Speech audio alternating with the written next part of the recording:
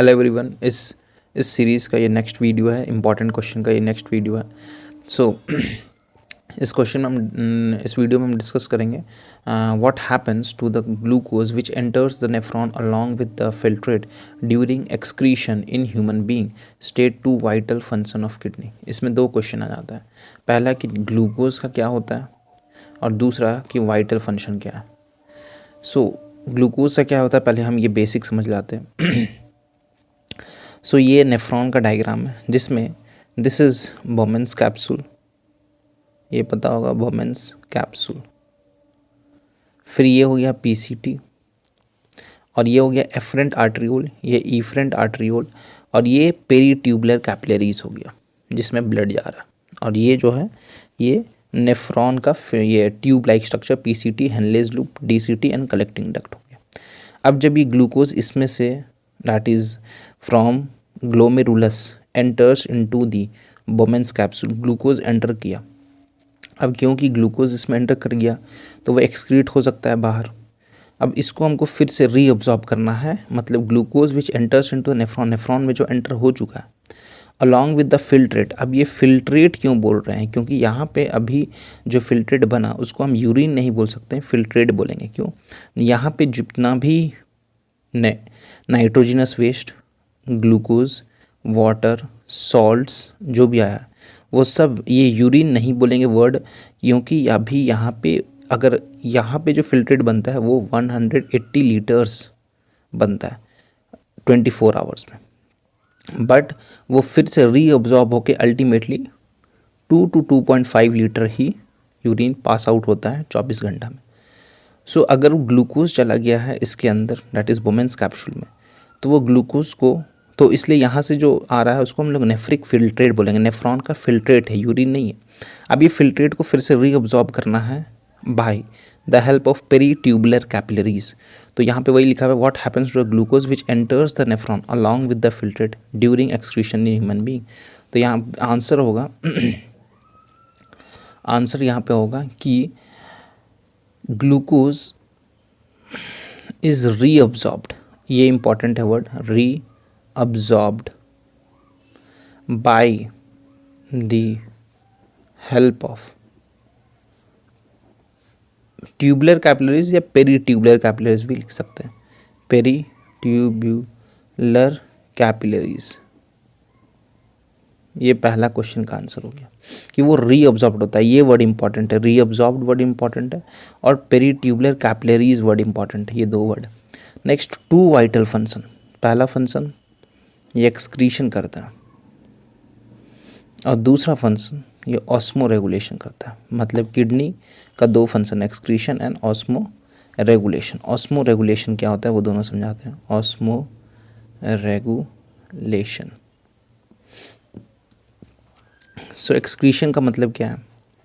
Excretion का मतलब क्या है कि ये नेफ्रॉन जो है एक कर क्या रहा है, ये नाइट्रोजिनस वेस्ट को रिमूव करने में हेल्प कर रहा है। पहला एक्सक्रीशन मतलब वही कि नाइट्रोजिनस वेस्ट। अब नाइट्रोजिनस वेस्ट कौन कौन सा है?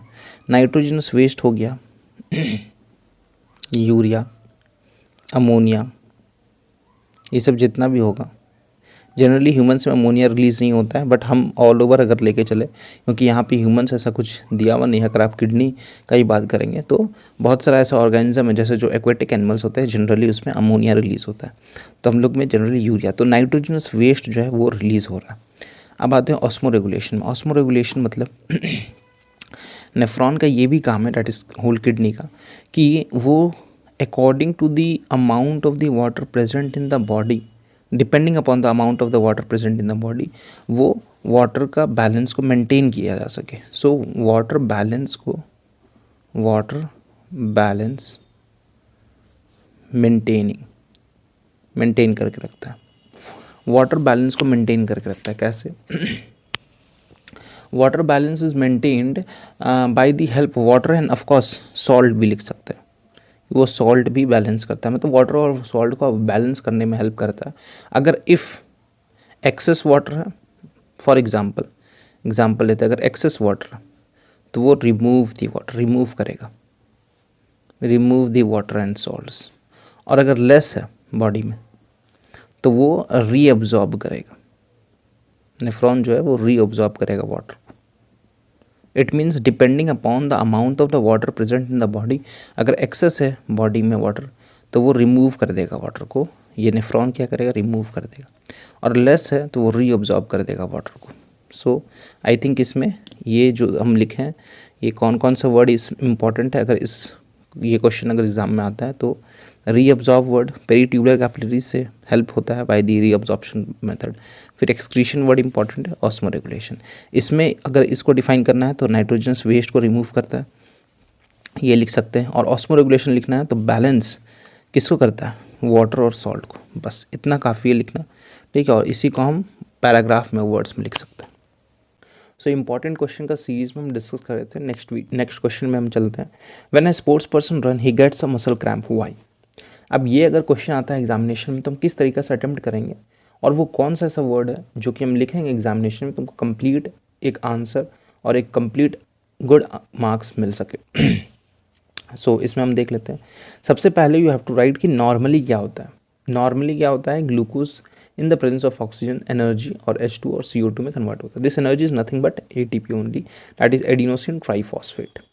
अब ये नॉर्मली होता है, बट जब हम एक्सरसाइज करते हैं तो demand of oxygen increases due to which glucose does in the presence of oxygen complete oxidation does not take place. क्योंकि जितना ऑक्सीजन चाहिए ग्लूकोज को तोड़ने के लिए उतना ऑक्सीजन मिल नहीं रहा है, तो ये कंप्लीट ब्रेकडाउन नहीं हो पाता है। कंप्लीट ब्रेकडाउन नहीं हो पाता है तो किस तरह का रिएक्शन होता है, glucose converted into pyruvate, and pyruvate in the lack of oxygen in muscle cell, क्योंकि एक्सरसाइज हो रहा है और डिमांड ऑफ ऑक्सीजन इंक्रीज, तो lack of oxygen in muscle cell, lactic acid is formed plus energy बन रहा है, but वो उतना एनर्जी नहीं बन रहा है जितना मसल सेल को चाहिए। सो एक बाई प्रोडक्ट बन जाता है, एक प्रोडक्ट बनता है जिसका नाम है लैक्टिक एसिड, जो कि 3 कार्बन कंपाउंड है, ये भी लिखना पड़ेगा, इंपॉर्टेंट है। तो this reaction you have to write. Normally क्या होता है वो लिख देंगे। फिर क्योंकि एक्सरसाइज करते वक्त डिमांड ऑक्सीजन का बढ़ गया तो अब ये कंप्लीट ऑक्सीडेशन तो होगा नहीं, तो कौन सा रिएक्शन होगा, ये रिएक्शन होगा। अब इसके आगे हम ये लिख सकते हैं कि मसल क्रैम्प पे आखिर होता क्या, टाइटनिंग ऑफ मसल होता है, इनवॉलेंट्री कॉन्ट्रैक्शन ऑफ मसल होता है, accumulation between the lactic acid is accumulated between the muscles and less movement take place, muscles का लेस मूवमेंट होता है। तो ये सब आप लिख सकते हैं। और ये पेनफुल होता है, this also you can write, this is very painful. बस डेफिनेटली ये ठीक हो सकता है आफ्टर सम टाइम, ये ठीक हो सकता है, या फिर वार्म वाटर का हम लोग शावर ले सकते हैं, या फिर गुड अमाउंट ऑफ ऑक्सीजन ले सकते हैं रुक करके, वो भी कर सकते हैं। तो but it can be cured after 1 or 2 days, but it is at that period of time it is very painful. Thank you.